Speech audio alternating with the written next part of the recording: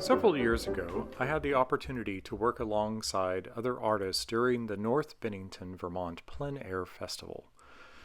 Artists from all over the country participated in a very intense 3 days of outdoor, on-location painting. During the festival, which was located around the grounds of the historic Park McCullough House, I soon discovered the beauty of the trail and park known in North Bennington as Mile Around Woods. Established in 1994 as a gift to the Fund for North Bennington by Ethel Park Scott and Bill Scott, the property had been in Mrs. Scott's family for more than 200 years. The woods include stands of old timber, a circular carriage path designed after the Civil War by the builder of the Park McCullough House, Trenner Park, and many adjoining agricultural fields with stunning views. There is a network of trails connecting Mile Around Woods to other woodlands and the valley of Paran Creek. During the festival, the weather was not so cooperative for the group of ardent plein-air painters. It was overcast and rainy until the very last day, when the light broke through the clouds and the sky opened in the most wonderful of ways. It is with these memories that the painting, September Mile Around Woods, North Bennington, Vermont, was developed. While scouting for painting locations, upon walking up a slight hill along the former carriage path, I happened to turn around and saw glorious light breaking through the clouds and hitting the early autumnal trees. Important to remember in plein air work, don't forget to turn around. The best subject could be behind you.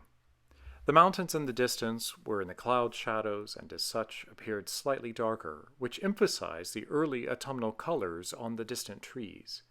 The shadows of the breaking clouds helped to emphasize the brilliant colors of the trees in the foreground. That fleeting and ever-changing light effect can happen in a blink of an eye. I was truly in the right place at the right time. I tend to use on-location paintings as studies for larger or more involved paintings. Some artists can achieve a beautiful, free expression or an almost impressionistic rendering of the scene, which I deeply admire. For me, however, I have learned to enjoy the sketchy quality of on-location paintings, but I am admittedly and unashamedly a studio painter. There are many elements in the natural world that can inspire the artist.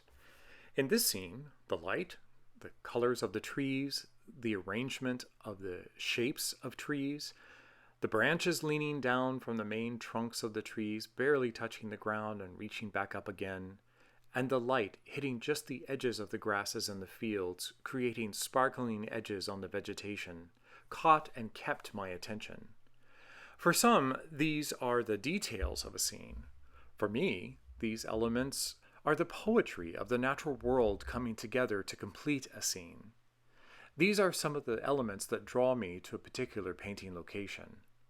When it all comes together in one amazing moment, my senses tingle with that spark of inspiration. Conveying this spark and conveying the poetry of nature is part of my goal as a representational landscape painter. I feel as though I never quite get all the words of the poem contained in the subject of the painting just right, but it's worth a lifetime of trying.